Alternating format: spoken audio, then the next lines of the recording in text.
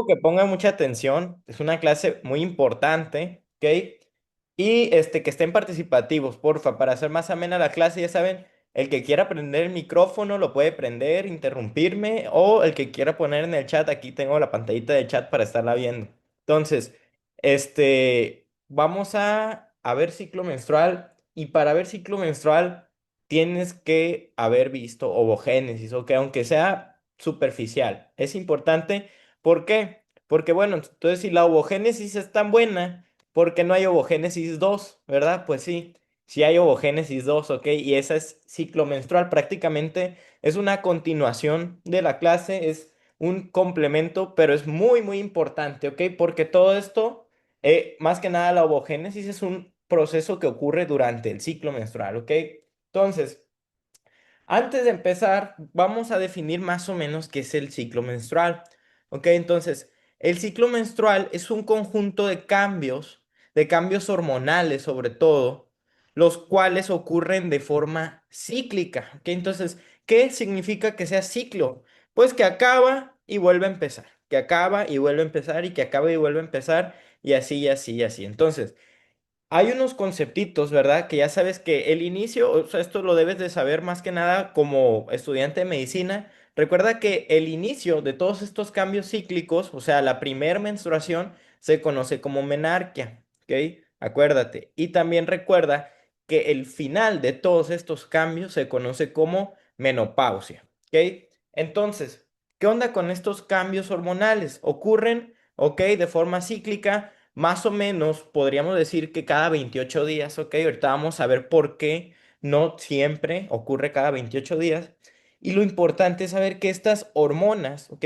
Al estar cambiando su concentración, es decir, hay más o hay menos en la sangre, estas hormonas van a estar ejerciendo cambios sobre órganos, ¿ok? Entonces, ¿cuáles son los dos órganos que me importan? Es el ovario y el útero, ¿ok? Ovario y útero. Entonces, ahora sí, sabiendo esto, ahorita volvemos aquí a esta grafiquita, no te preocupes. ¿Qué onda con el útero? ¿Ok? ¿Por qué vamos a volver a ver el útero si ya lo habíamos visto en la clase de ovogénesis? Mira, resulta que el útero, como lo estás viendo aquí, el útero tiene distintas capas, ¿ok? Tiene distintas capas y quiero que veas así a simple vista, mira. Esto de aquí, que estoy encerrando en el cubito, es el útero, ¿ok? Esto, acuérdate que tiene sus dos anexos, que son las trompas de falopio, las cuales están ahí, justo a los lados de los ovarios, ¿ok? Y acuérdate que el útero también tiene otras zonas, como lo puede ser este estrechamiento de aquí, esta zona, este como canal que tiene aquí estrecho el útero y que está comunicando a lo que es la cavidad uterina con la vagina, con el canal vaginal, se llama cervix, ¿ok? Es el famoso cervix o cuello uterino, ¿ok? Esto es muy importante que tú lo vayas conociendo porque es el foco de muchas patologías que tú vas a ver porque son muy comunes en México, ¿ok? Por ejemplo, el cáncer de cervix, ¿ok? Entonces, ¿qué onda con el útero? Resulta que si te fijas aquí te hice como que un pequeño circulito ahí rojo para que puedas observar que no es coincidencia, que esto no es arte, es un esquema, ¿ok? Entonces está tratando de replicar el cómo está organizado en ese tejido del útero, ¿ok? Entonces, ¿cuáles son los tejidos que lo conforman? Mira. Más interno, cuando te diga más interno en el útero, me estoy refiriendo a lo que está en contacto con la cavidad uterina, que es esto que te estoy señalando en rojo. Todo este espacio se conoce como cavidad uterina, ¿ok? Entonces, la cavidad uterina es un espacio vacío, ¿ok? Es un espacio que hasta cierto punto se considera un espacio virtual, ¿ok? En medicina, un espacio virtual es un espacio que solamente está ahí cuando tú le metes algo, ¿ok? Entonces, imagínate que un espacio virtual sería aquí entre mis dedos. O sea, aunque parezca que están juntos, tú sabes que ahí hay un pequeño espacio muy, muy, muy, muy delgadito, ¿ok? Y cuando se hace visible ese espacio, pues por ejemplo, cuando yo meto algo aquí, que fue mi dedo, ¿ok? Eso es un espacio virtual. Entonces, ¿cuándo se va a hacer como tal visible esa cavidad uterina, así ya bien, bien, cuando esté un embrión dentro implantado, ¿ok? Va a crecer y crecer, ¿ok? Tú ya sabes cómo es la panza de una embarazada, ¿no? Está como de este vuelo. Entonces, ¿qué onda? ¿Cuáles son los tejidos que conforman al útero? De interno, ¿ok? O sea, el que está en contacto con la cavidad uterina, encontramos al endometrio, ¿ok? hay que razonarle ese nombre. Endo significa adentro, ¿ok? Entonces, el endometrio es la cavidad, perdón, es el tejido más interno del útero, ¿ok? Y si te fijas, la pared del útero, pues aquí está representando al endometrio como este que está en color como más clarito, ¿no? Como un rosa muy, muy pálido. ¿Ok? Seguido profundo, ¿ok? Profundo al endometrio. Mira, ¿qué es lo que puedo encontrar? Toda esta capa de acá que si te fijas es gruesa, ¿ok? Resulta que el útero tiene músculo, ¿ok? No es el mismo tipo de músculo, por ejemplo, como el de mi bíceps, ¿ok? Este músculo yo lo puedo controlar, se llama músculo esquelético, ¿ok? Yo lo controlo. ¿Qué pasa con el músculo del útero? El músculo del útero no se puede controlar. ¿Por qué? Porque es un tipo de músculo que se llama músculo liso, ¿ok? Es un músculo que no se puede controlar. Entonces, toda esta capa gruesa que está hecha de músculo liso se llama miometrio, ¿ok? Como miometrio. Entonces, ¿qué quiere decir? Vamos a razonarlo otra vez. ¿Qué quiere decir la palabra mio? Hace referencia a músculo. Grábatelo, te va a servir para histo, para fisio, para pato. Entonces, todo lo que diga mío, ¿ok? Hace referencia a músculo. Entonces, si yo te hablo de la miogénesis, por ejemplo, es la formación del músculo. Entonces, toda esta capa de aquí, gruesesota, está hecha de músculo, músculo liso, y se llama miometrio. ¿Para qué quiere músculo el útero? Muy fácil. ¿Has escuchado hablar de las contracciones uterinas durante lo que es el embarazo, más que nada? Al final del embarazo, tú sabes que la mujer empieza a tener, muy bien, gracias Ángel, empieza a tener contracciones, ¿verdad? El responsable de esas contracciones es el músculo liso del miometrio, ¿ok? Acuérdese, el miometrio se encuentra profundo al endometrio. Y ya cuando nos vamos a lo que sería lo más externo, ¿ok? Lo que está ya rodeando a ese miometrio se conoce como perimetrio, ¿ok? Igual, razónalo. Peri de en la periferia, ¿ok? Es todo lo que está rodeando. Entonces, el perimetrio vendría siendo como si fuera un papel tapiz o una pequeña cápsula que es como si fuera una membrana, ¿ok? Y está recubriendo a todo el útero, ¿ok? Entonces, de interno a externo encontramos interno, el endometrio, externo, el perimetrio, y entre ellos dos encuentro al miometrio. Grábatelo, por favor. Esto te va a servir en histo, te va a servir en fisio y te va a servir en los próximos temas. Por ejemplo, cuando veamos el tema de implantación y cuando veamos el tema de placenta. Entonces, lo tienes que conocer sí o sí, porque te lo van a preguntar. Quiere decir que cuando yo hago un corte histológico de útero, o sea, es decir, acuérdate que un corte histológico es como una rebanadita. Entonces, yo puedo observar esto de acá, mira. En este caso, quiero que leas aquí cómo te estoy poniendo. Corte histológico de endometrio. Quiere decir que yo aquí no te puse corte histológico de útero, ¿verdad? Porque si fuera un corte histológico de útero, yo estuviera viendo el miometrio y el perimetrio. En este caso, este corte representa solamente a esta capita de aquí, ¿ok? Mucho ojo con eso. Entonces, todo esto que te acabo de decir está aquí. Resulta que para complicarnos más la vida, además de que el útero tenía capas de interna a externa, resulta que el propio endometrio, que ya es una capa del útero, el útero también tiene capas. O sea, para complicarnos más la vida. Entonces, el endometrio también tiene capas, ¿ok? ¿Cuáles son las capas del endometrio? Aquí lo que hice fue hacerte un pequeño esquema. Entonces, prácticamente lo que vemos aquí en este Reproduciendo corte, desde MacBook déjame Air. desconecto a la Alexa, ¿ok? Entonces, viendo lo que estamos viendo en este corte, en un esquema, veríamos algo más o menos así, ¿ok? Entonces, esta es la cavidad uterina, ¿ok? Quiere decir que todo lo que esté hacia este lado es lo mismo que acá, ¿ok? Y entonces aquí estaría la cavidad abdominal, ¿ok? Resulta que el endometrio tiene tres capas, ¿ok? Tres capas y también se organizan de interna, o sea, la que está pegada a la cavidad uterina, a externa, o sea, la que está en dirección del perimetrio, ¿ok? Entonces, fíjate aquí, si le quieres anotar, por eso te puse las flechitas para que le puedas anotar. Entonces, aquí observamos en este como color beige que le quise poner, observamos al perimetrio, ¿ok? Todo esto de acá es el perimetrio. Aquí en color rojito estamos representando al miometrio, ¿ok?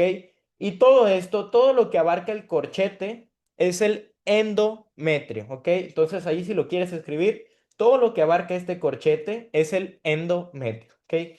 Resulta que en el útero, ¿ok? Específicamente en el endometrio, encontramos glándulas, ¿ok? Glándulas uterinas. ¿Qué es una glándula? ¿Qué chingados es una glándula? ¿De qué me estás hablando, Ernesto?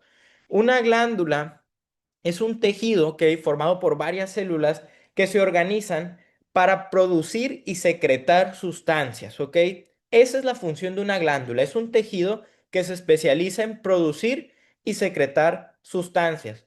¿Qué sustancias y cómo las va a secretar? Bueno, eso es lo que nos ayuda a clasificar los distintos tipos de glándulas que nosotros tenemos en el cuerpo humano. Entonces, resulta que así, a grandes rasgos, las podemos clasificar en cómo secretan esas cosas, es decir, si lo hacen hacia afuera de la sangre o hacia adentro de la sangre. Por ejemplo, tu estómago tiene glándulas que secretan ese ácido clorhídrico hacia lo que es toda la cavidad estomacal, dentro del estómago, ¿ok?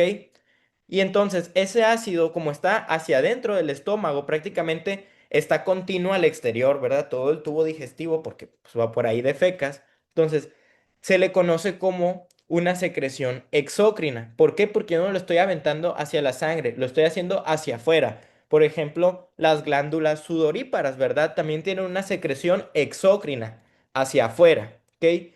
¿Qué pasa cuando esa secreción es hacia el torrente sanguíneo, hacia la sangre? Le llamamos que es una secreción endocrina, ¿ok? O endocrina, como le quieras decir. Entonces, yo sé que has escuchado, ¿no? Endocrinología, endocrinólogo, ya sabes a qué se refiere. Se refiere al estudio de glándulas que secretan su producto hacia el interior del torrente sanguíneo, ¿ok? Y este tipo de secreción, la secreción endocrina, es la que encontramos comúnmente en las hormonas, ¿ok? Entonces las glándulas que tienen una secreción endocrina producen generalmente hormonas, ¿ok? Es por eso que todo lo de la endocrinología tiene que ver con las hormonas, ¿ok? Y entonces, ¿por qué te estoy explicando esto? Porque el útero, ¿ok? El endometrio tiene glándulas de tipo exócrino, es decir, que secretan su material hacia la cavidad uterina, ¿ok? Y ese material pues sigue fluyendo, pasa por el cervix y pasa hacia lo que es el canal vaginal, ¿ok? Todo esto. ¿Qué es lo que secreta la glándula endometrial? ¿Qué es lo que secreta? Secreta moco, ¿ok?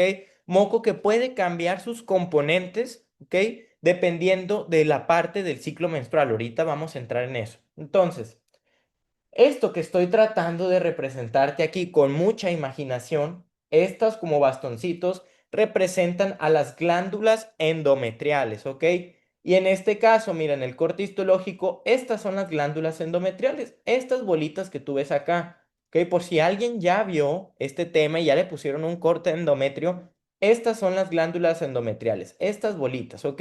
Resulta que por el tipo de corte y también por la etapa en la que está este endometrio, ahorita vamos a ver más adelante, las vemos así como si fueran puntitos, ¿ok? Pero una glándula cuando tú la ves así completa es así, es como prácticamente como un popotito, un tubito, ¿ok? Que va desde el endometrio hacia el exterior, ¿ok? Y entonces si te fijas el endometrio, aquí te estoy poniendo varias flechas, se están señalando distintas cosas. Por ejemplo, tenemos esta capita aquí morada que te puse aquí, que se encuentra es la capa más profunda, ¿no? Que podemos observar en el endometrio. ¿Cómo se llama esta capa que es la más profunda que podemos encontrar en el endometrio? Se llama capa basal, ¿ok? Si te fijas, basal porque está aquí en lo que sería la base de ese endometrio. Entonces, esta capa de acá representa a la capa basal, ¿ok? Tenemos otra capa que es todo esto de acá, todo esto que está como en color rosa muy pálido, ¿ok? Que se llama capa esponjosa, ¿ok? Capa esponjosa. Y tenemos esta que es la más interna, la que está pegada a la cavidad uterina. Esta capa, si te fijas, está muy delgadita y se le conoce como capa compacta, ¿ok? Si te fijas, a partir de la capa compacta se forman glándulas endometriales pero que penetran hasta dónde? Hasta la capa esponjosa, ¿ok? ¿Por qué te digo esto? Porque resulta que la capa esponjosa junto con la capa compacta forman algo llamado capa funcional, ¿ok? ¿Por qué capa funcional? Porque aquí está literalmente la función del endometrio, que es producir ese moco. ¿Por qué? Porque aquí es donde encontramos a las glándulas endometriales. Es por esto que esta capa, que está formada por la capa esponjosa y la capa compacta, se llama capa funcional. ¿Ok? Entonces, el endometrio tiene tres capas: compacta, esponjosa y basal. La capa compacta y la capa esponjosa forman a la capa funcional. Y entonces, ¿de qué se encarga la capa basal? Resulta que cada vez que ocurre la menstruación,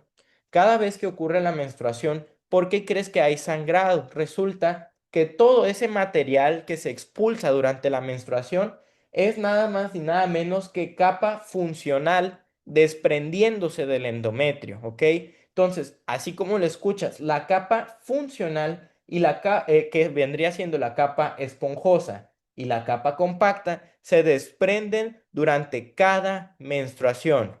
Pero entonces, si se desprenden con cada menstruación, ¿quién se encarga de volverlas a formar? Pues la capa basal. En muchos epitelios, en muchos tejidos, encontramos una capa basal, ¿ok? Por ejemplo, en la piel también.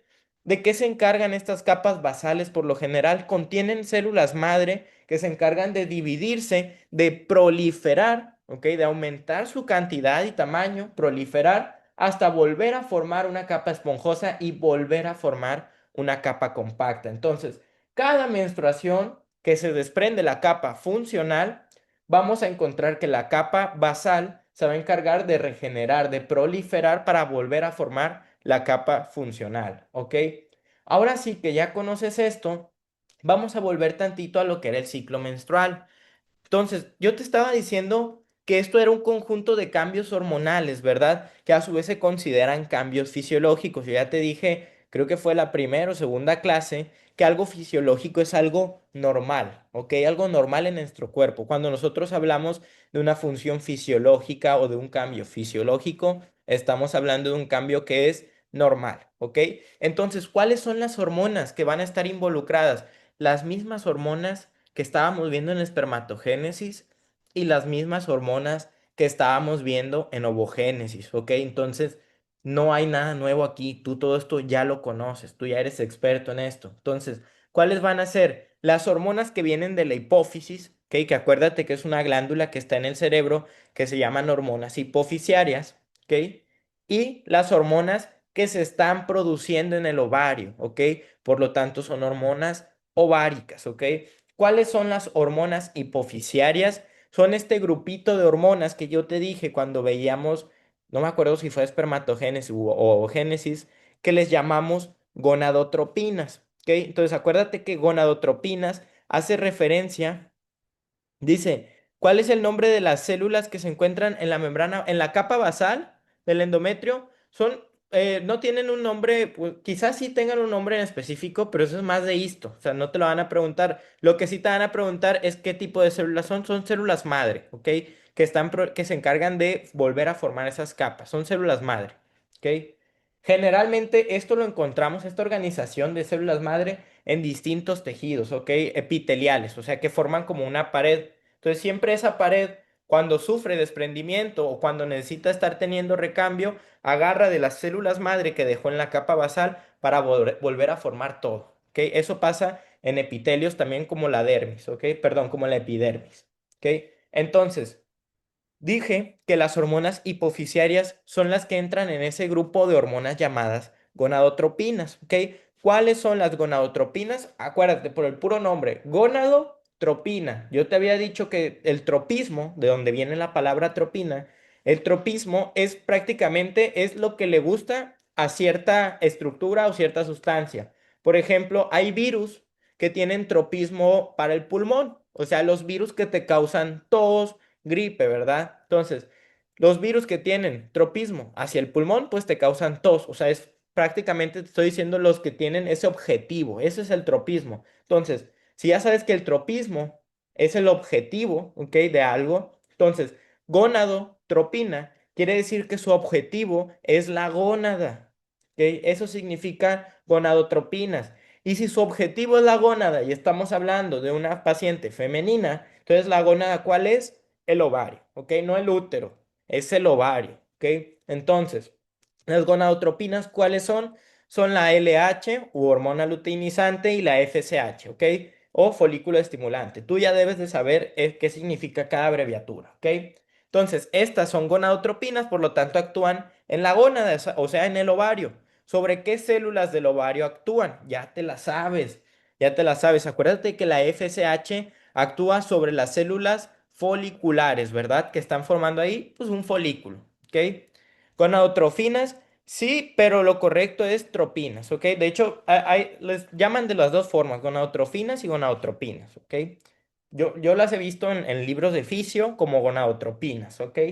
Pero yo he escuchado que utilizan los dos nombres, se refieren a lo mismo, ¿ok? Entonces, acuérdate que las células foliculares que están recibiendo FSH, acuérdate qué hacían, producían estrógenos, ¿ok? Y ahí entramos en la primer hormona ovárica. Aunque se esté produciendo por las células foliculares, ¿en dónde está el folículo? Pues en el ovario, por lo tanto los estrógenos son una hormona ovárica, ¿ok? Y hay otra, que es la progesterona, ¿ok? Acuérdate que después de la ovulación, se va a formar lo que es el cuerpo lúteo o cuerpo amarillo, que es este de aquí. Y el cuerpo lúteo se encarga de producir progesterona, ¿ok? Más adelante vamos a hablar del cuerpo lúteo. Ahorita no me voy a meter con la progesterona ni con la hormona luteinizante. Dice Rox, ¿qué eran los estrógenos? Acuérdense que nosotros, en general, no nomás los humanos, ¿ok? Ya sea un perro, una gata, un caballo, un burro, ¿ok? Todos tienen hormona folículo estimulante, todos tienen LH, ¿ok? Resulta que esas hormonas, te digo, actúan en la gónada y las gónadas, porque todos los animales tienen gónadas, ¿verdad? Ya sea menos evolucionadas o más evolucionadas, pero todos tienen gónadas, o sea, testículos y ovarios, ¿verdad? Esas gónadas van a producir hormonas sexuales, ¿ok? Y cuando hablamos de hormonas sexuales es cuando entran los estrógenos y ¿quién más? Y la testosterona. Entonces, estas hormonas sexuales son las encargadas de virilizar en el caso del varón, ¿verdad? O feminizar en el caso de una femenina, ¿verdad? Entonces, los estrógenos son hormonas sexuales que se encargan de la feminización, ¿ok? En el caso del varón, nosotros tenemos la hormona sexual que es la testosterona. Quiere decir que yo como varón no tengo estrógenos, sí, sí tengo, pero en menor cantidad que una mujer. Y lo mismo para una mujer. Quiere decir que no tiene testosterona, sí, sí tiene, pero en mucha menor cantidad que la de un hombre, ¿ok? ¿Sí quedó claro, Rox? ¿Qué son los estrógenos? Son hormonas sexuales, ¿ok? Entonces, acuérdate, ahorita dice la GnRH solo afecta a las gónadas, no actúan en otro lado. Qué buena pregunta. Es algo que hemos estado como que más o menos ignorando, ¿ok? Les voy a hacer un pequeño esquemita. Resulta que en la línea media, en la mera línea media, aquí tengo una estructura que se llama diencéfalo, que es parte del cerebro. No te preocupes, lo vas a ver en tercer parcial, ¿ok? Resulta que el diencéfalo, sobre todo en la parte más caudal, o sea, lo que está más abajito del diencéfalo, vemos algo así, mira, ¿ok? Como si fuera este piquito y vemos también esta estructura de aquí, ¿ok? Se ve así medio feo, ¿ok? Perdón. Entonces, todo esto de azul se llama hipotálamo, ¿ok? Y el hipotálamo es una estructura muy importante para la regulación hormonal en el cuerpo, ¿ok? Y también para otras funciones, por ejemplo, en el hipotálamo, que es donde encontramos la regulación de funciones del cuerpo como el hambre o como la saciedad, que entonces es muy, muy importante. Yo sé que a lo mejor por ahí alguien lo había escuchado, hipotálamo. El hipotálamo produce hormonas que se van a encargar de actuar sobre la adenohipófisis, que es esta de acá. La adenohipófisis es la que produce la LH y la FSH, que dijimos que eran gonadotropinas, ¿ok? Entonces, ¿qué es GNRH? GNRH son las siglas para la palabra hormona liberadora de gonadotropinas, ¿ok? Entonces, la GNRH actúa sobre la hipófisis para que libere gonadotropinas, o sea, para que produzca LH y FSH. Todo es parte de un ciclo que se llama regulación negativa. Tú lo vas a ver cuando veas histo y cuando veas fisio el otro semestre, ¿ok? Entonces, hipotálamo produce GnRH, como dice ahí Rox, adenohipófisis produce FSH y LH, y LH y FSH actúan sobre el ovario. Lo mismo pasa en el varón, solamente que en lugar de actuar sobre el ovario, actúan sobre el testículo. ¿Ok? Sí quedó claro la diferencia, Rox, entre GNRH, ¿ok? Y lo que es la LH y la FSH. Entonces, una está aquí en el hipotálamo y las otras están aquí en la hipófisis, ¿ok? Entonces, te decía que vamos a dejar tantito de lado lo que es la progesterona y lo que es la LH, ¿ok? Ahorita vamos a hablar de ellos. ¿Por qué? Porque estas entran más en lo que es el cuerpo lúteo, ¿ok? Como recordatorio, si no has visto o no te acordabas de esto de la clase de ovogénesis, acuérdate que los estrógenos los producen las células foliculares, ¿ok? Gracias a la enzima aromatasa, ¿ok? Acuérdate de eso. Entonces, te digo, estas hormonas que está produciendo la hipófisis actúan sobre el ovario. Y entonces, ¿sobre qué van a actuar las hormonas que produce el ovario? Estas hormonas van a actuar sobre el endometrio, ¿ok? Sobre el útero, específicamente sobre el endometrio, ¿ok? Entonces, para estudiarlo, el ciclo menstrual lo vamos a dividir en dos, ¿ok? En uno, lo que pasa en el ovario y otro, lo que pasa en el endometrio. Entonces, a lo que está pasando en el ovario durante el ciclo menstrual le vamos a llamar ciclo ovárico, ¿ok? Y a lo que está pasando en el endometrio durante el ciclo menstrual, ¿cómo le vamos a llamar? Ciclo endometrial, ¿ok? Entonces, prácticamente esta imagen, mira, muestra todo lo que está pasando en el ciclo ovárico y todo esto, si tú te acuerdas, es la misma imagen que yo te puse en ovogénesis. ¿Por qué? Porque el ciclo ovárico comprende a todo esto que vimos de ovogénesis y foliculogénesis, ¿ok? Entonces vemos al folículo primordial, vemos al primario, al secundario, al terciario y al folículo ya que ovuló, ¿ok? Si te fijas, este es el terciario y aquí ya fue ovulado este ovocito y ya empiezan a ocurrir otras cositas. Ahorita vamos a meternos en eso. Entonces, acuérdate que aquí en el ovario todo este crecimiento que se llama foliculogénesis estuvo ocurriendo gracias a la FSH, ¿ok? Ve el video de ovogénesis para que te acuerdes de esto. Entonces, en el ciclo endometrial, ¿qué es lo que vamos a encontrar? Aquí te quiero dar mucho ojo con esto, ¿ok? Resulta que normalmente, no normalmente, no quiero así decirlo así de esa forma, porque suena muy general, pero lo que tomamos aquí en medicina como estándar, ¿ok? Para un ciclo menstrual es de 28 días. Entonces, ¿qué ocurre cuando finaliza un ciclo menstrual? Ocurre la menstruación, ¿ok? Entonces, si la menstruación ocurre una vez que ya finalizó el ciclo menstrual, grábatelo muy bien. La menstruación ocurre en los primeros días de un ciclo menstrual. Quiere decir que cuando una mujer inicia su primer día de sangrado, ¿ok? Digamos que es una paciente que tiene 3 días de sangrado, en el día 1 de sangrado ya es el día 1 también del nuevo ciclo menstrual. Mucho ojo con eso. No vayas a pensar que entonces la menstruación, si es de 3 días, en un ciclo menstrual de 28 ocurre durante el día 25, 26 y 28. Perdón, 25, 26 y 27 y 28, ¿no? No, ocurre durante el día 1, 2, 3, 4, dependiendo los días de sangrado que tenga la paciente. Déjame, voy a conectarla con. ¿Ok? Entonces, mucho ojo con eso. Acuérdate, la menstruación ocurre al inicio. No es un error que yo te la haya puesto aquí. Ocurre al inicio de un nuevo ciclo menstrual. ¿Ok? ¿Por qué ocurre todo esto? Ahora sí, vamos a ver este esquemita de aquí, que estoy bien orgulloso, me quedó bien, bien chingón, la neta. ¿Ok? ¿Qué es este que vamos a ver acá? Parece un chingo de información, ¿ok? Pero está bien fácil, bien tranqui. Todo lo que te voy a decir, acuérdate que está escrito, ¿ok?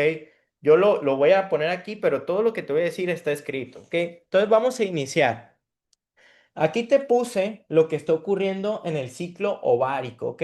Todo esto de aquí arriba está ocurriendo en el ciclo ovárico, ¿ok? Todo esto de aquí está ocurriendo, está en el grupo de WhatsApp, Rox, no sé si no lo habías visto, está en el grupo de WhatsApp. Si no estás en el grupo, pídele a alguien que te meta, a alguien que te haya pasado el link, seguramente está en el grupo. Y ahí está lo que es todas las notas. Acuérdense, si no sabían, ahí están para que escriban sobre ellas, ¿ok? Entonces aquí tengo ciclo ovárico, aquí tengo ciclo endometrial, ¿ok? Y aquí tengo todo lo que está pasando sobre hormonas en sangre, ¿ok? Entonces, prácticamente aquí, imagínate que le sacáramos sangre todos los días a una paciente durante 28 días y fuéramos graficando la cantidad de hormonas que hay en el día 1, en el día 2, en el día 3, 4, 5, hasta llegar al día 28, ¿ok? Entonces, aquí estamos observando todo lo que está pasando, todos esos cambios hormonales, ¿ok? Durante esos 28 días. Entonces, ¿qué hormona va a estar actuando sobre el ovario? Acuérdate, vamos a dividir este ciclo menstrual en dos periodos, ¿ok?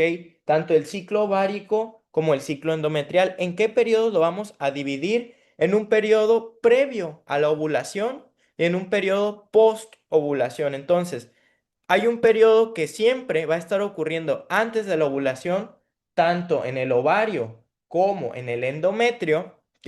Y hay un periodo que va a estar ocurriendo después de la ovulación, tanto en el ovario como en el endometrio, ¿ok? ¿Por qué es importante que conozcas esto? Porque aquí es algo donde muchos alumnos se confunden. Resulta que cada uno de estos periodos, aunque sean lo mismo, ¿ok? Aunque estén ocurriendo simultáneamente, tienen distinto nombre, ¿ok? Porque uno ocurre en el ovario y el otro ocurre en el endometrio. Entonces vamos a centrarnos primero con lo que está ocurriendo en el ovario, ¿ok? Resulta que durante esos primeros 14 días, tomando en cuenta que es un ciclo de 28 días, ¿ok? Va a ocurrir en el ovario la foliculogénesis, ¿ok? Es decir, este folículo primordial va a pasar a ser un folículo preovulatorio y luego ese ovocito se va a ovular, ¿ok? Va a ocurrir la ovulación. Entonces, como en esta fase está ocurriendo la proliferación del folículo, o sea, la foliculogénesis, le vamos a llamar fase folicular, ¿ok?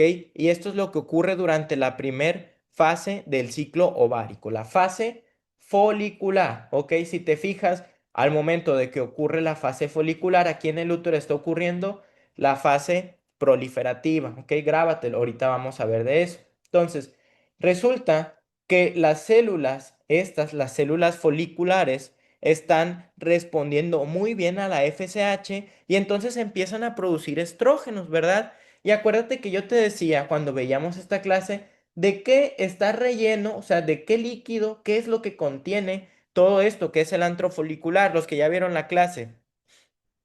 Fase folicular no es lo mismo que foliculogénesis, no, Ángel.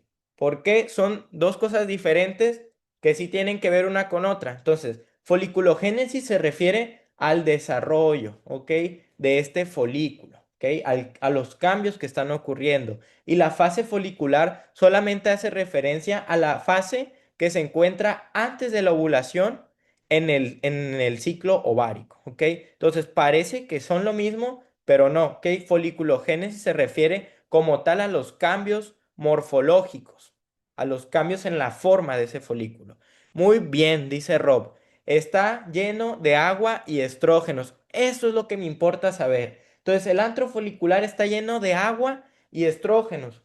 Quiero que veas la gráfica. Ve cómo los estrógenos, que es lo que está en verde, empiezan a aumentar y aumentar y aumentar. Y cuando estamos cerca del día 14, si te fijas, hay un pico. O sea, aquí es donde encontramos la máxima concentración de estrógenos, cerca del día de la ovulación. ¿Por qué ocurre esto? Porque el folículo está mucho más desarrollado. Por lo tanto, si está mucho más desarrollado, lógica, pues va a producir muchos más estrógenos. ¿Ok? Entonces, exacto, muy bien, Vanessa. Ahorita vamos a meternos en eso, pero sí, la fase folicular como la fase proliferativa están iniciando a la par de la menstruación. Muy bien, qué bueno que haces hincapié en eso. ¿Ok? Entonces, dijimos que como este folículo está creciendo más y más, está produciendo más y más estrógenos, ¿ok? ¿Qué ocurre con esto? Que la misma acumulación, o sea, te lo pongo así, estás llenando de líquido el folículo, lo estás llenando de más y más estrógenos. Entonces, ¿cómo va a estar la presión dentro del folículo si está lleno de agua? Te lo pregunto, ¿cómo va a estar? ¿Muy amplia? ¿Va a ser una presión muy grande o va a ser pequeña? Pues va a ser un chingo de presión. Y entonces, si empezamos a ejercer presión sobre este folículo, ¿qué crees que le va a pasar? Como si yo agarro un globo con agua y empiezo a apretarlo y a hacer presión y presión, pues se va a romper, se va a romper y entonces ese folículo se llena de agua y estrógenos y junto con las contracciones de la teca externa, acuérdate que la teca externa tiene músculo liso, ¿ok? Acuérdate que te dije, es como una capsulita fibrosa, pero también tiene músculo liso, ¿ok? Así es, sí va a provocar, ahorita voy a hablar de eso, Rox, muy bien, ¿ok? Eso es algo que es necesario comprender, ¿ok? Ahorita vamos a meternos con eso. Entonces, empiezan a subir los estrógenos, se contrae la teca interna, digo, la teca externa, perdón, y se rompe el folículo. Se rompió el folículo y se salió el ovocito. A esa ruptura de un folículo y la liberación del ovocito es lo que conocemos como ovulación, ¿ok? Y entonces, ¿qué pedo? ¿Verdad? ¿Qué va a pasar con todo esto? Porque el folículo, la verdad, es una estructura grande. De hecho, es tan grande. Ojo ahí, otro dato que también viene escrito. Resulta que es tan grande el folículo terciario o preovulatorio que forma un abultamiento en el ovario. Eso se los puse en una de las preguntas hace rato en el grupo. ¿Cómo se llama ese abultamiento que forma en el ovario? Se llama estigma, ¿ok? Grábatelo porque es algo de lo que preguntan en verdadero o falso, ¿ok? Entonces, está tan grande el folículo que forma un abultamiento que se llama estigma, ¡pum! Se rompe lo que es el folículo y también se rompe un poco la pared del ovario, ¿ok? Y entonces este ovocito, este huevito, se va hacia la trompa de Falopio, ¿ok? ¿Con qué? Con su corona radiada, que ya sabes que esta fue formada por las células del cúmulo óforo, que también son células foliculares, ¿ok? Resulta que todo esto que quedó aquí, todo esto que está delimitando al antro, también son células foliculares, pero estas, si te fijas, se quedan en el ovario, ¿ok? Se quedan ahí atrapadas en el ovario. ¿Qué va a ocurrir? Resulta que después de que estas células se quedan en el ovario, ocurrió algo llamado luteinización. ¿Ok? Ahorita vamos a meternos en esto. ¿Por qué ocurre la luteinización? Gracias a la hormona luteinizante. ¿Verdad? Tiene que ver, ¿no? Luteinizante, luteinización. Ahorita vamos a entrar en detalles. ¿Por qué empiezo a meter la LH ahora? Porque mira, quiero que veas esta. Esta amarillita representa las concentraciones de LH. Si te fijas, justo más o menos un día, ¿ok? Antes de lo que fue la ovulación, ¿ok? En el día 14, es decir, unas 12 a 24 horas antes, ojo, antes de la ovulación, ocurre el llamado pico de LH, ¿ok? Resulta que antes de esto los estrógenos ejercían retroalimentación negativa en la hipófisis, ¿ok? Entonces, como había muchos estrógenos, la hipófisis decía, bueno, pues no produzco tantas gonadotropinas, tanta FSH, ¿verdad? Porque si hay muchos estrógenos que son producto de un folículo muy maduro, ¿ok? Entonces quiere decir que ya no estamos ocupando la FSH, ¿ok? Así es, resulta que esta hormona LH, justo unas 12 a 24 horas de la ovulación, cambia de parecer, dice, no, ¿sabes qué? En lugar de llevar a cabo retroalimentación negativa, es decir, si aquí hay más, aquí hay menos, pues voy a llevar a cabo retroalimentación positiva. Acuérdate que una retroalimentación significa intercambio, ¿ok? Un intercambio de información, eso es una retroalimentación. Entonces, justo 12 a 24 horas de la ovulación, cambia esta retroalimentación así como un switch y pasa a ser retroalimentación positiva. Entonces, conforme aumentan los estrógenos, ahora también aumenta la LH, ¿ok? Y ocurre el pico de LH, ¿ok? Sí, es generalmente por el desarrollo del folículo, ¿ok? Porque cada folículo, acuérdense que veíamos que cada ciclo menstrual se reclutan más o menos 10, 20 folículos, cada folículo crece de forma diferente y cada folículo empieza a producir sus estrógenos de manera diferente, ¿ok?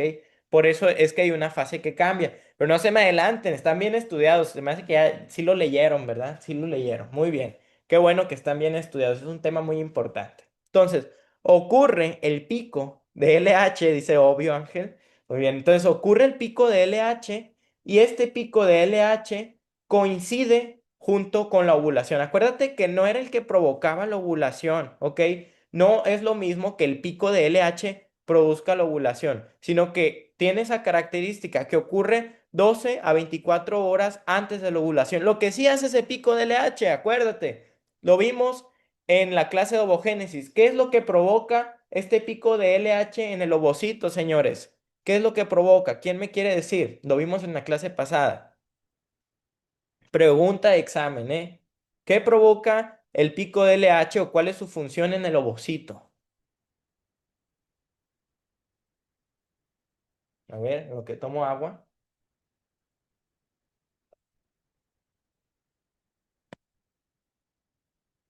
Nadie. ¿Nadie se lo sabe?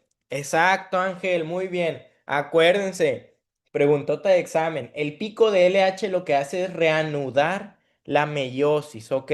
Reanuda la meiosis uno y este ovocito pasa a ser un ¿qué? Un ovocito secundario con su primer cuerpo polar. Y ahora sí, acuérdate que ahora sí ya que veo el cuerpo polar, ya puedo decir que es un folículo preovulatorio, se llena de estrógenos, se contrae la teca externa y se ovula, ¿ok? Y entonces te decía, resulta que estas células de aquí, las células restantes foliculares que se quedaron ahí en el ovario, gracias a la LH, que acuérdate que acababa de aumentar, o sea, ahorita, si te fijas, ya va en picada, ya va bajando, pero todavía está alta, ¿ok? Entonces, gracias a la LH, empieza a sufrir un proceso, todo este tejido, que son células foliculares, junto con la teca interna, ojo, empiezan a producir, a pasar por un proceso llamado luteinización. Y entonces, una vez que pasan por el proceso de luteinización, se forma un cuerpo lúteo, ¿ok? ¿Qué chingado quiere decir luteinización? Lúteo, luteinizante. Mira, lúteo se refiere a algo que es amarillento, ¿ok? Se refiere a algo que es como amarillento, ¿ok? ¿Por qué se llama luteinización? Resulta que estas células se empiezan a llenar de colesterol, ¿ok? Y esta gran cantidad de colesterol hace que se empiece a producir un pigmento, un colorante llamado luteína, ¿ok? ¿Qué color será la luteína? Es color amarillo pardo, ¿ok? Amarillento, así. Entonces, cuando estas células pasan el proceso de luteinización, se llenan de luteína y de colesterol, y pasan a ser el cuerpo lúteo o también llamado cuerpo amarillo, ¿ok? ¿Por qué es amarillo? Por la luteinización, la luteína, ¿ok? Entonces, este de aquí se llama cuerpo lúteo o cuerpo amarillo, ¿ok? Y entonces acuérdate que se forma después de la ovulación, ¿ok? Ahorita vamos a meternos más con el cuerpo lúteo. Entonces, ¿quedó claro lo que pasa antes y después de la ovulación en el ciclo ovárico para poder meterme al ciclo endometrial? ¿Quedó claro?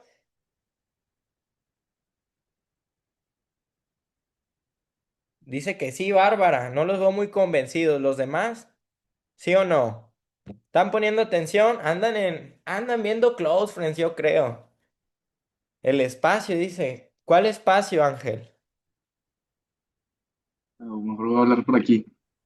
Ah, sí. Eh, el espacio que queda después de que el ovocito secundario saliera donde estaba el antro, no se llenaba de progesterona y por eso se volvía como, bueno, eso que vemos amarillo. No, la progesterona no le da el color amarillo. La progesterona es una hormona que produce el cuerpo lúteo, ¿ok? Pero no es lo que le da el color amarillo. Lo que le da el color amarillo es eso, que está lleno de colesterol y se produce luteína. Es un pigmento, ¿ok? Es como un colorante, pero del cuerpo. Dice, ¿cuánto tiempo tiene el ovocito secundario para poder fecundarse? Muy buena pregunta, Rox. Son 24 horas, ¿ok? Pero les digo, están bien adelantados, o sea, eso lo vamos a ver al final de la clase. Hombre, andan con todo, ¿eh? ¿Qué, qué pasaba con el cuerpo lúteo? Ahorita vamos a ver su triste desenlace, no se preocupen. Entonces ahorita quedó claro, ciclo ovárico previo a la ovulación se llama fase folicular y la hormona que está actuando es la FSH, ¿ok?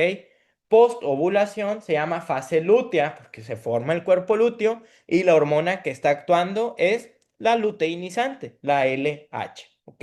Entonces, ¿por qué vimos primero ciclo ovárico? Porque pues resulta que el folículo va a estar produciendo estrógenos y el cuerpo lúteo va a estar produciendo progesterona, ¿ok? ¿Qué van a hacer estas dos hormonas? Si te fijas, una se produce en mayor cantidad antes de la ovulación y la otra se produce en mayor cantidad después de la ovulación. Como lo puedes ver aquí, mira, antes de la ovulación, fíjate cómo los estrógenos suben y ya después empiezan ahí a bajar, se mantienen más o menos. Y fíjate cómo la progesterona antes de la ovulación está prácticamente en ceros. Ok, mira, ve la línea roja. Ocurre la ovulación, ¿qué empieza a pasar con la progesterona? Empieza a subir. ¿Por qué? Porque ya la está produciendo el cuerpo lúteo. ¿Ok? Entonces, en el endometrio, ¿qué es lo que vamos a encontrar? Resulta, te decía, después de cada ciclo menstrual ocurre la menstruación, o sea, al inicio del nuevo ciclo, y entonces en la menstruación te comentaba que se descaman, literal, se caen a pedacitos, ¿ok? La capa funcional del endometrio, que corresponde a la capa esponjosa y la capa compacta. O sea, hay un chingo de células que se están muriendo. Ahorita vamos a ver por qué. No se me aceleren, ¿ok? Entonces, la primer fase en el ciclo endometrial, ¿ok? Ya no en el ciclo ovárico, se llama fase proliferativa. ¿Por qué se llama fase proliferativa? Porque aquí están haciendo su jale, su chamba, los estrógenos, ¿ok? ¿Y de qué se van a encargar? De estimular a la capa basal para que prolifere, para que empiece a formar otra vez esa capa funcional que se descamó. Entonces, durante los primeros 14 días en el endometrio, vamos a encontrar que los estrógenos van a estar actuando aquí en lo más bajito, en la capa basal, haciendo que prolifere, ¿ok? Que prolifere todo lo que es el endometrio. Y si te fijas, empieza a aumentar su grosor. ¿Cuál es el objetivo de esto? Que ya se ovuló un ovocito. Quiere decir que puede haber una fecundación, una fertilización, ¿ok? Y entonces puede llegar un futuro embrión a implantarse. Por lo tanto, es necesario que el endometrio ya se esté preparando para una posible, ¿ok? Una posible implantación de un embrión, ¿ok? Entonces, durante la primera fase, en el ciclo endometrial, ¿qué hormona está actuando? Estrógenos, ¿ok? ¿Qué hacen los estrógenos en el endometrio? Hacen que prolifere todo lo que es la capa basal para formar de nueva cuenta a la capa funcional, ¿ok? ¿Qué ocurre? Pasa la ovulación, se forma el cuerpo lúteo y el cuerpo lúteo dijimos que produce progesterona, ¿ok? Y la progesterona va a provocar que se hagan ciertos cambios en el endometrio que ahora vamos a llamarle fase secretora, ¿ok? Todos estos cambios constituyen a la fase secretora. ¿Por qué se llama fase secretora? Resulta que si se descamó toda la capa funcional que contenía las glándulas, entonces durante esta fase proliferativa vamos a encontrar un proceso llamado histogénesis, ¿ok? Ya sabes que la palabra génesis es como que formar o nacer, ¿ok? Y la palabra histo, ¿qué ven los de histo? Los de segundo semestre, ¿qué ven los de histo? Siempre le dicen así histo. Entonces, ¿qué es lo que ven? Tejidos, ¿ok? Entonces, histogénesis es la formación de un tejido. Entonces, durante la fase proliferativa observamos la histogénesis de estas glándulas hasta llegar a ser glándulas maduras funcionales, ¿ok? Y una vez que son glándulas funcionales y maduras, la progesterona se encarga de actuar sobre ellas para cambiar lo que te decía, las secreciones que están produciendo. ¿Por qué? Porque después de la ovulación necesitamos que el útero esté rico en nutrientes. Este endometrio necesita estar rico en nutrientes. ¿Por qué? ¿Quién se lo va a comer? Pues el embrión que vaya a implantarse, ¿ok? En sus primeras etapas, el embrión prácticamente va a estar dependiendo de lo que son las secreciones de las glándulas del útero. Por lo tanto, la progesterona tiene que actuar sobre estas glándulas endometriales para volverlas más jugositas, ¿ok? Prácticamente que estén secretando y secretando y secretando nutrientes, ¿ok? Es por esto que le llamamos fase secretora, ¿ok? Para que no se te olvide, nomás con el puro nombre, progesterona. Ah, cabrón, a ver, piénsale, progesterona. Pro como que está a favor, ¿verdad? O sea, no, que yo soy pro Morena, ¿verdad? Yo estoy a favor de Morena, digámoslo así, no es cierto. Entonces, progestacional o progesterona, de ahí viene el nombre. La progesterona es una hormona progestacional o a favor de la gestación. ¿Por qué? Porque está haciendo todos estos cambios solamente ¿para qué? Para que llegue un embrión y se pueda implantar. Por eso se llama progesterona, ¿ok? Entonces acuérdate, durante la fase proliferativa actúan los estrógenos, pero durante la fase folicular está actuando la FSH, lo mismo. Durante la fase lútea, ¿ok? Está actuando la LH. Durante la fase secretora está actuando la progesterona. ¿Por qué es importante esto? Irregulares no me dejarán mentir. ¿Cómo se los preguntan? ¿Les quieren hacer que se confundan?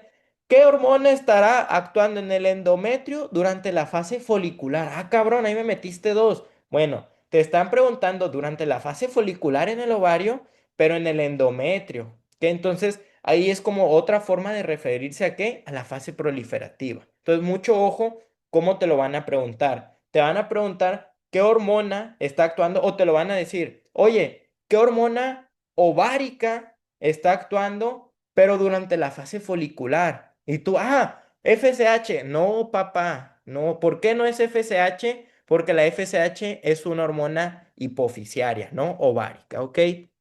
Dice, ¿a qué se refiere que se independice el folículo de la FSH? Acuérdense que en general hay solamente dos folículos que dependen de la FSH para proliferar, el secundario y el terciario, ¿ok? En cierto momento. Esto lo vimos en la clase de ovogénesis y viene en el manual, para que no crean que me dio un chingadazo, para que no crean que me estoy ahí chiflando, esto viene en el manual. Entonces, el folículo secundario empieza a responder a la FSH, empieza a crecer, proliferar, y el terciario, acuérdense que se vuelve un folículo dominante, y ahí deja de depender de la FSH y empieza a producir inhibinas para que los demás folículos se vuelvan atrésicos, acuérdense, ¿ok? Que se independice, ROX, simplemente significa que llega un punto en el que dices, ¿sabes qué, FSH? Yo ya no te voy a hacer caso y hazle como quieras, yo voy a producir las hormonas a como yo quiera. Tú no me vas a estar diciendo qué tanta cantidad de estrógenos puedo producir, yo lo voy a hacer como yo quiera. Eso significa que se independice, ¿ok? Y entonces acuérdense de lo que les acabo de decir. Depende de cómo te lo pregunten, de qué fase y de qué hormona, ¿ok? Y de qué órgano te están hablando, ¿ok? De qué tipo de hormona, si es hipoficiaria o es una hormona ovárica, ¿ok? O si te están hablando del ovario o del endometrio, ¿ok? Y si te están hablando de fase folicular o proliferativa, tú ya sabes, porque ya viste la clase, que una se refiere al ciclo ovárico y la otra se refiere al ciclo endometrial, ¿ok? Entonces, ¿cuáles son las otras funciones que tiene la progesterona? Además de ahí llegar y volver las glándulas del endometrio más jugosas.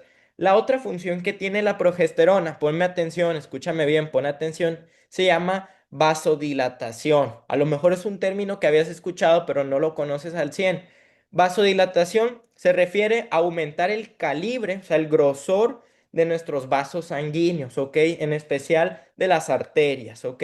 Entonces, el útero tiene arterias, arterias uterinas que llegan, penetran en el útero hasta llegar al endometrio y forman arterias endometriales, que también se les llama arterias espirales, ¿ok?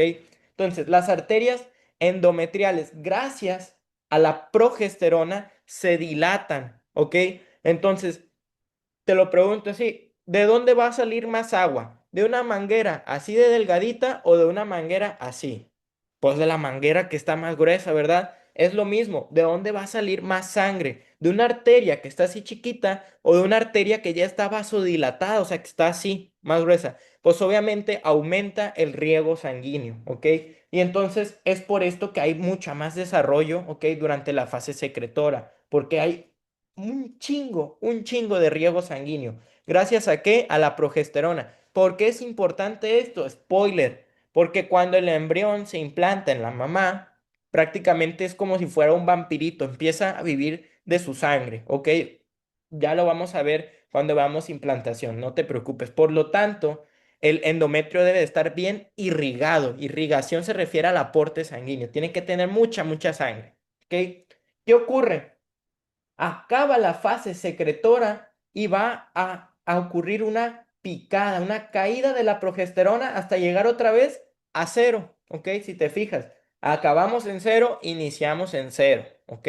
Entonces, cae la progesterona tanto que entonces esta vasodilatación que estaba haciendo la progesterona, pues se va. Y entonces esa vasodilatación se quita. ¿Y qué pasa si cerramos ahora el calibre de ese vaso sanguíneo? Pues va a llegar menos sangre, ¿ok? ¿Y cómo le decimos en medicina cuando a un tejido le está disminuyendo su aporte sanguíneo hasta llegar al punto en que es mínimo, que se queda sin oxígeno? Exacto, Jania, muy bien. Le llamamos isquemia, ¿ok? Así le llamamos. Entonces, cae la progesterona y ocurre la fase isquémica, ¿ok? Entonces, ocurre la fase isquémica durante estos últimos días.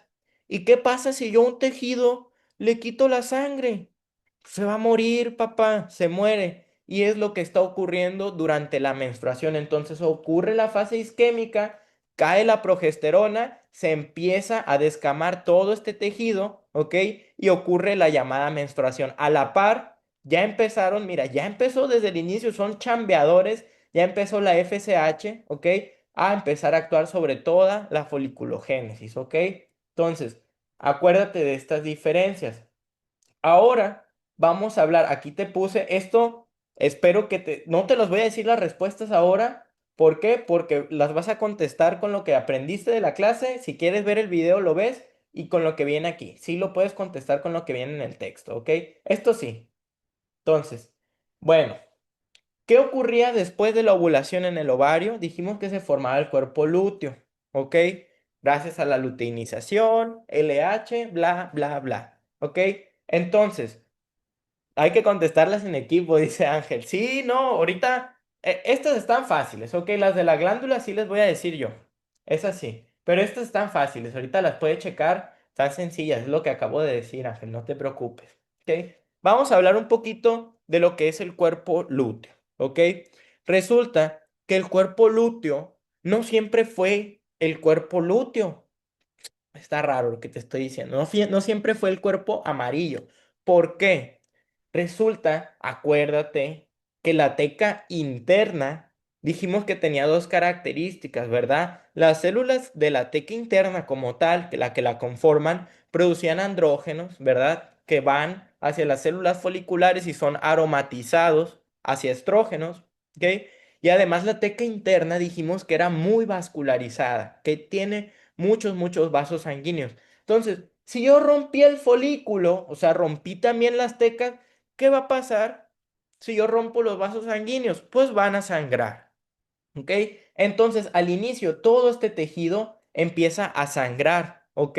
Y es lo que conocemos como cuerpo hemorrágico o cuerpo rojo, ¿ok? Cuerpo hemorrágico o cuerpo rojo. Ese cuerpo hemorrágico es el que sufre la luteinización y pasa a ser cuerpo lúteo o cuerpo amarillo, ¿ok? Todo esto viene aquí, ¿ok? Mira, cuerpo hemorrágico. Entonces, acuérdate, el cuerpo hemorrágico es el que se forma inmediatamente después. Así, en ese instante después de la ovulación, se forma el cuerpo hemorrágico. De ahí, ese cuerpo hemorrágico se convierte en un cuerpo lúteo, ¿verdad? Que produce progesterona.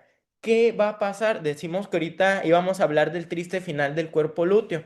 Resulta que el cuerpo lúteo, ahí te va, es una glándula también. Dijimos que una glándula es un tejido que se especializa en producir una sustancia, ¿verdad? Y liberarla, ya sea hacia la sangre o hacia afuera. Entonces, el cuerpo lúteo va a ser una glándula endocrina transitoria. ¿Qué significa que sea transitoria? Que está ahí de paso, nomás, solamente está de paso. Entonces, tenemos órganos así, transitorios. Uno de ellos es la placenta, por ejemplo. Es un órgano que no se queda toda la vida. Hay otros, no nos vamos a meter ahorita en eso. ¿Ok? Entonces, el cuerpo lúteo tiene que degenerar, ¿ok? Y esto puede ocurrir de dos maneras. Resulta que para que el cuerpo lúteo siga produciendo progesterona, ya sabes que al inicio produce la progesterona dependiendo de la LH, ¿ok? Pero esa LH, fíjate cómo va en bajada, ¿ok? Entonces, para que ese cuerpo lúteo pueda seguir produciendo más progesterona, debe de ocurrir una implantación, ¿ok? ¿Por qué? Ya lo vamos a ver. por la placenta. Prácticamente la placenta es la que empieza a mandar al cuerpo lúteo al momento de que ocurre una implantación. ¿Cuándo ocurre la implantación? Más o menos 7 días después de la fecundación. Y si la fecundación ocurre aquí, en el día 14, en la ovulación, pues ¿cuándo va a ocurrir la implantación? Más o menos en el día 21, ¿ok? Aproximadamente, todo esto recordando que es un ciclo de 28 días, ¿ok? Entonces, en el día 21, si no ocurre una implantación, el cuerpo lúteo empieza a degenerar, ¿ok? Y empieza a morirse hasta más o menos los siguientes 7 días después. Entonces, ¿cuál es la vida media que tiene un cuerpo lúteo? Más o menos 14 días, ¿ok? Y acuérdate que dura 7 días. Si hay implantación, pues ya se alarga más o menos hasta el mes 3 o 4, ¿ok? De gestación. Y si no hay fecundación, entonces empieza a morir hasta llegar al día 14 donde ya no queda cuerpo lúteo. ¿Qué pasa cuando ya se muere el cuerpo lúteo? Se forma este de aquí, también llamado cuerpo blanco, o el otro nombre es cuerpo cicatrizal o también llamado cuerpo albicans, ¿ok? Son tres nombres: cuerpo blanco, cuerpo albicans o cuerpo cicatrizal. ¿Por qué? Porque prácticamente es como una cicatriz, ¿ok? Literalmente se cicatriza el cuerpo lúteo que murió y forma esto, que es el cuerpo blanco.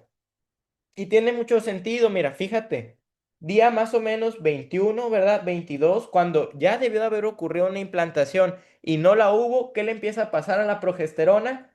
Empieza a descender. ¿Por qué? Pues porque está muriéndose el cuerpo lúteo, ¿ok? ¿Por qué es importante conocer esto? Porque ya sabes que hay pacientes que tienen ciclos mayores, ¿verdad? Que tienen ciclos de 35 días, 40 días.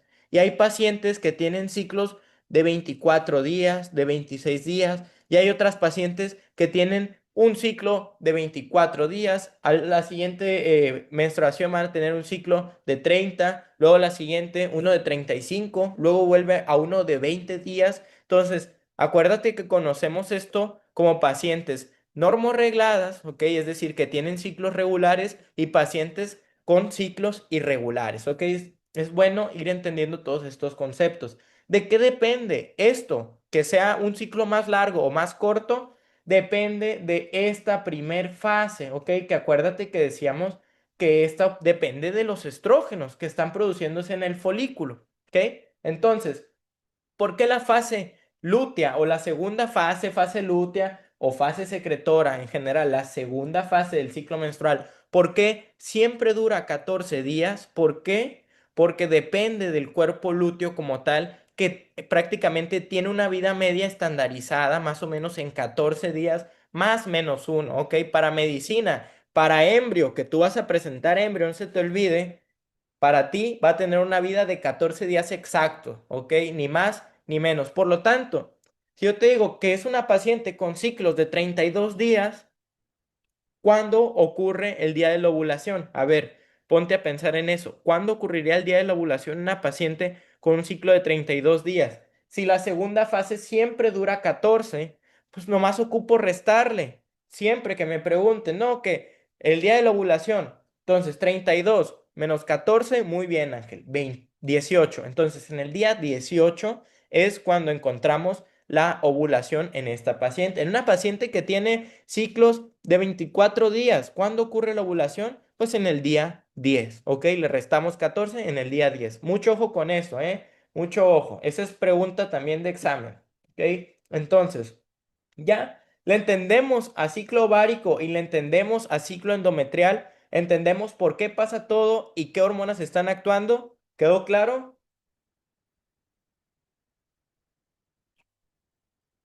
Muy bien, qué bueno que quedó claro, excelente, ¿ok? Quedó claro también el cuerpo lúteo, cuerpo hemorrágico, cuerpo amarillo y cuerpo albicans. Quedó claro que el cuerpo lúteo, acuérdate que se muere, empieza a morir, a degenerar a los 7 días, ¿ok? Acuérdate, si no hay implantación, si sí hay, dura como 3, 4 meses, ¿ok? Y acuérdate que el cuerpo blanco es prácticamente la cicatriz. De hecho, ahí te va un datito: todas las mujeres que ya han tenido menstruación, o sea, que ya han presentado varios ciclos menstruales, todas, o sea, ustedes, ¿verdad? Que pues obviamente no me voy a meter en eso, ¿verdad? En temas, pero pues para esta edad ya la mayoría debió de haber iniciado su menarquia, ¿verdad? Sus ciclos menstruales. Todas las mujeres, todas ustedes tienen cuerpos blancos de cada ciclo menstrual en caso de que no se hayan embarazado y en caso de que te hayas embarazado, también va a durar 3, 4 meses el cuerpo lúteo y después va a degenerar y va a formar un cuerpo cicatrizal, ¿ok? O cuerpo blanco, ¿ok? Entonces, esto lo encontramos en todos los ovarios, ¿ok? ¿Qué show con los quistes? Los quistes son otro tema, ¿ok? Los quistes son un tema, el ovario poliquístico es un tema muy complicado, es un tema de endocrinología, ¿ok? Y tiene que ver con una fisiopatología muy distinta, ¿ok? Ahí estamos, nos metemos más en rollos de resistencia a la insulina, obesidad y temas genéticos, ¿ok? Pero estos son, es un tema de endocrino, de hecho, ni se preocupen, lo van a ver así bien hasta séptimo semestre, ¿ok? Entonces todavía tienen mucho tiempo, no pasa nada, nada. No, de eso ¿cómo se llama? De ovario poliquístico, no, estuviera bien culero, yo creo que entonces reprobaría ahora sí el 100% de la población de hembra. Entonces, fíjate, ahí te va, pon atención. Te puse dos cortes histológicos de endometrio, mira. Te puse uno de la fase proliferativa y uno de la fase secretora, ¿ok? ¿Por qué? Porque aquí te van dos características que no se te pueden olvidar para embrio, ¿ok? Para este primer parcial y para el final de las glándulas endometriales. Acuérdate, vamos a contestarlo, como decía ahorita Ángel, vamos a contestarlo aquí en grupito, en equipo. Entonces, en la fase proliferativa, ustedes contestan en el chat, ¿qué hormona está actuando en el endometrio? En la fase proliferativa.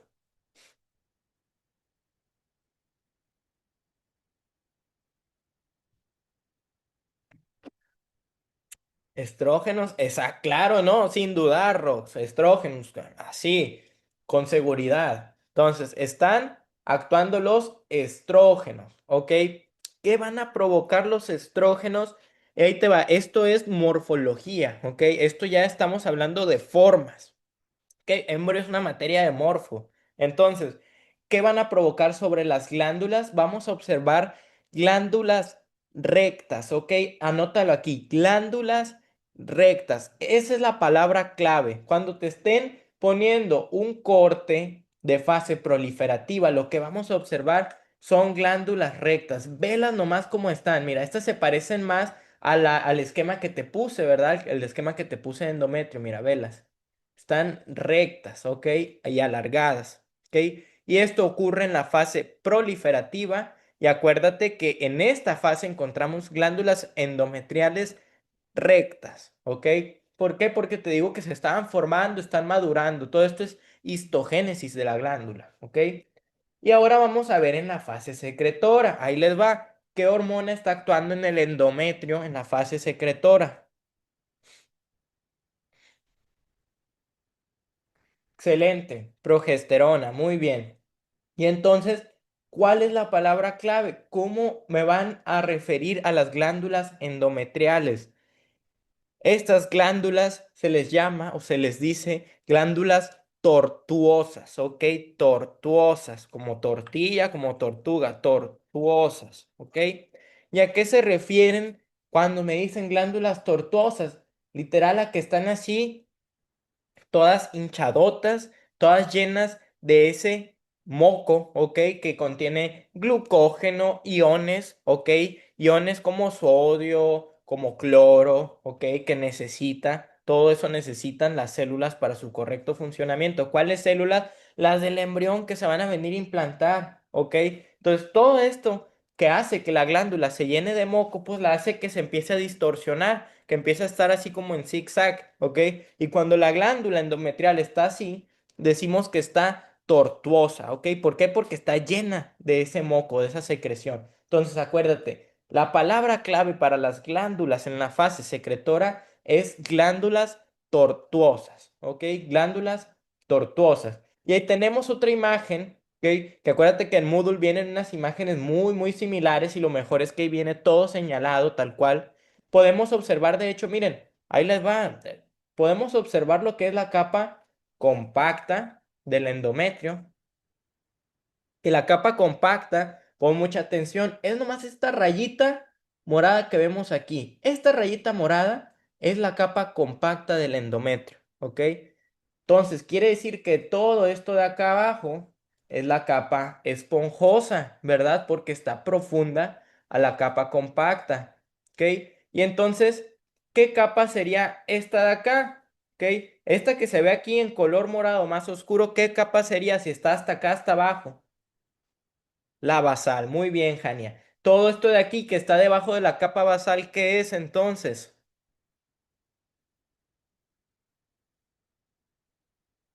¿Qué será? Todo esto que se ve así, se ve como de diferente color y está debajo de la capa basal. Excelente, Bárbara. Es el miometrio, ¿ok? Debajo ya de la capa basal del endometrio encontramos al miometrio, ¿ok? Todo esto viene señalado en Moodle. Si no, ya cuando se acerque el parcial, vamos a ver una sesión de puras imágenes, ¿ok? Del primer parcial, ¿ok? Tenemos la menstruación, ¿ok? Acuérdate que la menstruación ocurre después de la fase isquémica que se provoca por la disminución de la progesterona, por la caída de progesterona. ¿Por qué cayó la progesterona? Porque se murió el cuerpo lúteo, ¿ok? Y prácticamente lo que ya te dije como 5 o 6 veces, el desprendimiento de la capa funcional. Y algo así es lo que vemos cuando vemos un corte de un endometrio en menstruación. Si te fijas, se ve todo mandado a la chingada, ¿ok? Por no decir otras palabras, no me gusta usar otras. Bueno, la neta sí soy medio grosero, pero acá trato de controlarme, no vaya a ser que alguien se me ofenda, ¿ok? Entonces, esto es lo que vemos en la menstruación, ¿ok? Y ya por último, ya acabamos la clase, no se me aceleren, miren, ya nomás queda esto, ¿ok? Esto es un ejercicio que te quiero poner porque este sí o sí lo preguntan, ¿ok? Yo sé que muchas mujeres, ¿ok? Sobre todo mujeres, han escuchado hablar de los días fértiles, ¿ok? Entonces, ¿cuáles son los días fértiles? Los días que son más susceptibles a que ocurra una fertilización, o sea, una unión de un espermatozoide con un ovocito. Entonces, para empezar, antes de la ovulación, ¿hay algo que fecundar? ¿Hay algo que fertilizar? Pues no, porque el ovocito está dentro del folículo, ¿verdad? Entonces, si llega un espermatozoide aquí en el día 13, en el día 12, ¿va a poder fecundar o fertilizar algo? Pues no, ¿verdad? Porque mientras sea antes de la ovulación no hay nada que fecundar, ¿verdad? Y entonces, si el ovocito se muere a las 24 horas, ¿ok? Entonces, en el día 16, ¿va a haber algo que fecundar? Pues no, ya se murió el ovocito. En el día 17, no, tampoco ya se murió el ovocito. Pero entonces, como tú sabes que aquí en medicina nos encanta la probabilidad, ¿verdad? Pues decimos, oye, hay cierta probabilidad de que el ovocito viva un poquito de más días, ¿verdad? O hay cierta probabilidad de que la ovulación ocurra antes, ¿verdad? Antes de lo que se tenía planeado. Por lo tanto, ¿qué podemos hacer para estar seguros de qué días hay más probabilidad de que ocurra un embarazo, una fecundación? Pues tomamos en cuenta dos cosas. Que el ovocito tiene una vida media de 24 horas, ¿ok? Que es lo que habíamos dicho. Muy bien, Rox. Que los espermatozoides tienen una vida media de 72 horas. ¿Cuántos son 72 horas? 3 días, ¿ok? 3 días. Por lo tanto, imagínate que ocurre un coito, ¿verdad? Sin protección y entonces, pues prácticamente, ya sabes, no voy a poner a darte clases de esto de educación sexual, eso ya lo viste en ciencias naturales, pero entonces imagínate que aquí en el día 14, déjame pongo esto de acá, en el día 14 ya se ovuló el ovocito, pero el coito ocurrió 2 días antes, ¿ok? Y entonces hubo ahí espermatozoides que nadaron y se quedaron, sí, ándale, prácticamente eso cuando una mujer y un hombre se quieren mucho, pues pasan cositas, y entonces resulta que un espermatozoide del día 12, ¿ok? Se quedó ahí navegando en aguas misteriosas, y entonces, pues en el día 12 y la ovulación ocurre en el día 14. ¿Qué quiere decir? Que ese pinche espermatozoide puede ser lo que nos esté ahí molestando y nos arruine todo lo planeado. Y resulta que dura día 12, día 13 y como dura 3 días vivo el cabrón, Dice, el día 14, ¿sabes qué? Yo venía a lo que venía. Y va y fecunda el ovocito en cuanto es ovulado. ¿Ok? Entonces, por lo tanto, tenemos que prevenirnos 3 días antes. ¿Ok? ¿Por qué? Porque ya, si esto ocurrió, este coito ocurrió 4 días antes, pues ya hay menos probabilidad, muy poquita, de que ese espermatozoide siga vivo para cuando es la fecha de ovulación, o sea, 3 días. ¿Ok? ¿Qué ocurre? Sí, como te digo, la ovulación ocurre un poquito después o el ovocito dura un poquito más vivo, pues por eso tomamos los siguientes 3 días también como días fértiles. Por lo tanto, acuérdate que los días fértiles siempre son el día de la ovulación. En este caso, en este ciclo de 28 días, día de la ovulación más menos 3 días, o sea, 3 días antes y 3 días después. Y esto, acuérdate, pregunta también de examen o de algunos doctores por la vida media de los espermatozoides, ¿ok? Es debido a la vida media, ¿ok? Entonces, acuérdate, días fértiles es el día de la ovulación más menos 3. Ahí te puse un ejercicio para que tú lo hagas, mira. Entonces, esto es uno, nomás te voy a explicar lo que es el caso clínico. Entonces dice, una paciente normorreglada. ¿Qué quiere decir normorreglada? Te lo van a poner así en embrio. Normorreglada, o sea, que tiene ciclos regulares, que cada vez que menstrua lo hace con los mismos días de diferencia. Eso significa que sea normorreglada. Con ciclos de 30 por 3. O sea que duran 90 días. 30 por 3, 90. ¿Duran 90 días? No. Quiere decir que tiene ciclos que duran 30 días, de los cuales los primeros 3 son de menstruación. ¿Ok? Entonces, si te pongo un ciclo de 30 por 5, quiere decir que dura 30 días y los días de menstruación son 5. ¿Ok? Y esta paciente quiere saber cuáles son sus días fértiles, te lo dejo de tarea, ¿no? Ahí lo haces tú para que practiques. Y te pregunto que cuáles son sus días fértiles y en qué día de su ciclo menstrual va a ovular, ¿ok? Entonces, primero ocupas sacar este y luego ya sacas estos, ¿ok? Y ya por último vamos a hablar de cambios en el cervix. Como te decía, esto de acá se llama cervix, ¿ok? Y el cervix, cuando tú lo ves aquí en un corte coronal del útero, esto es un corte coronal, ¿ok? Lo ves así. ¿Qué pasa si yo lo veo de frente? O sea, si yo tuviera un cervix aquí, por ejemplo, al realizar una colposcopía. Una colposcopía es cuando tú metes un espejo vaginal, ¿ok? Y lo usas para ampliar y poder ver lo que es el cervix, ¿ok? Es un procedimiento que se utiliza al realizarse la citología cervical. Yo sé que no la conoces, a lo mejor la conoces por el nombre incorrecto que le llaman Papa Nicolau. Ah, ¿verdad que ya te sonó? Bueno, la citología cervical es un proceso, es un tamizaje para el cáncer de cervix, ¿ok? Entonces tú necesitas hacer una colposcopía, que es una inspección del cervix, ¿ok? Entonces, al hacer una colposcopia, al inspeccionar yo el cervix de frente, lo voy a ver así como una donita, ¿ok? Entonces, una dona tiene un agujero en el centro, ¿verdad? Entonces, esta donita también tiene un agujero en el centro que se conoce como orificio cervical, ¿ok? Y al igual que el útero, el cervix también tiene este tejido endometrial, un poquito de tejido glandular, ¿ok? También tiene glándulas. Entonces, las glándulas del cervix, pues son glándulas cervicales, ¿ok? Entonces, resulta que estas glándulas producen un moco específico, ¿ok?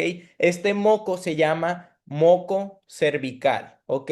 Moco cervical, ¿por qué? Porque es moco que se está produciendo en el cervix, entonces es moco cervical. Y el moco cervical tiene características diferentes dependiendo si estamos antes o después de la ovulación. ¿Por qué? Porque el moco cervical, lo vamos a ver en fecundación, en esa clase, el moco cervical también sirve como una barrera para los espermatozoides. Entonces, antes y después de la ovulación, el moco cervical es un poco más espeso, ¿ok? ¿Por qué? Porque los espermatozoides van a ir nadando en él y si es más espeso, yo limito la entrada de esos espermatozoides. Literalmente estoy resistiendo, ¿ok? A que esos espermatozoides naden. ¿Cómo? Haciendo el moco cervical más espeso, sobre todo en la segunda etapa del ciclo menstrual, ¿ok? En la fase secretora del endometrio. Entonces, si en la fase secretora estaba actuando la progesterona, ¿qué crees que esté actuando sobre el cérvix? Pues también la progesterona, papá. Entonces, al momento de que la progesterona actúa sobre el cérvix hace que el moco cervical se vuelva espeso. Literalmente se hace como si fuera el moco de la nariz, ¿ok? No, no el moco de gripe, sino que fueran, suena así bien cochinón, ¿verdad? Pero como si fueran mocos secos, así. Los moquillos que te salen así secos, bueno, así se torna el moco cervical después de la ovulación. Pero durante la ovulación y los días cerca de la ovulación, el moco cervical cambia, ¿ok? Y esto es una palabra clave que necesitas saber. El moco cervical durante la ovulación y en esos días circundantes a la ovulación se vuelve filante. Esa es la característica. Le llamamos que es un moco filante. Mira, aquí está en el dibujito. Este moco cervical que se cambia durante la ovulación es un moco cervical más similar al moco que te sale de la nariz cuando estás así bien enfermo de gripa o de alergia, que estornudas y ya ves que estornudas y se te sale el moco, así como en las caricaturas, ¿verdad? Así un mocote como agua casi. Bueno, el moco cervical durante la ovulación es más o menos así. A esto le llamamos filante, porque tú lo puedes agarrar, ¿ok? Y estirarlo. De hecho, este es un método no tan preciso, ¿ok? Pero es un método de control, de más que nada como de tipo planificación familiar, ¿ok? Entonces las mujeres que se quieren embarazar utilizan distintos métodos como el ritmo, ¿ok? También para no embarazarse, o también utilizan este método literal, pues introducen sus dedos en el canal vaginal para tratar de agarrar un poco de moco cervical y checar qué tan espeso o qué tan acuoso está. Entonces, si es un moco muy acuoso, estamos hablando de que está cerca de los días fértiles, por lo tanto, es riesgoso en cierto punto tener relaciones en estos días porque hay riesgo de embarazo, ¿verdad? Riesgo que deja de ser un riesgo si en realidad lo que quieres es embarazarte, ¿verdad? Lógico. Entonces, acuérdate, cercano a la ovulación y durante la ovulación el moco es un moco filante, ¿ok? Por lo tanto, aquí, ¿qué hormona va a estar actuando? Si aquí estaba actuando la progesterona, ¿qué hormona va a estar actuando en un moco filante, gente? A ver, contéstenme ahí en el chat. ¿Qué hormona va a estar actuando? Ya es lo último, ya para irnos, para que no se resistan a contestar. Yo sé que todos quieren contestar, pero resístanse un poquito. A ver, ¿qué hormona está actuando? ¿Estrógenos, progesterona, LH, FSH, testosterona? Muy bien, Rob. Está actuando estrógenos. Acuérdate, Sofía, la progesterona actúa solamente después de la ovulación. Y como esto, estamos hablando durante la ovulación, aquí están actuando los estrógenos, ¿ok? Grábenselo muy bien por si se los llegan a preguntar. A mí, cuando fui a concursar a Veracruz el año pasado de embrio, literal, en una de las preguntas de la semifinal era tal cual que qué hormona actuaba para que el moco cervical se volviera así, filante, acuoso. O sea, era los estrógenos, ¿ok? Para que se vuelva espeso, actúa la progesterona, ¿ok? Y ya por último, el orificio cervical. ¿Por qué te lo mencioné? Resulta que el orificio cervical, de igual manera, cuando está actuando lo que es los estrógenos sobre él, empieza a dilatarse un poquito y cuando actúa la progesterona, se cierra, ¿ok? Entonces, durante la ovulación tenemos un agujero cervical más abiertito. Después de eso, en la fase secretora, el orificio cervical se vuelve a cerrar, ¿ok? Y esto constituye otra barrera para que no estén pasando los espermatozoides después de la ovulación, ¿ok? Ya después vamos a ver de qué chingado sirve que haya tantas complicaciones para el pobre espermatozoide, lo vamos a ver en fecundación, ¿ok? Tú vételo grabando. Durante la ovulación, orificio cervical se abre. Después de la ovulación, el orificio cervical se vuelve a cerrar. ¿Ok? Todo claro, terminamos la clase. Todo claro, gente. ¿Alguien quedó con alguna duda?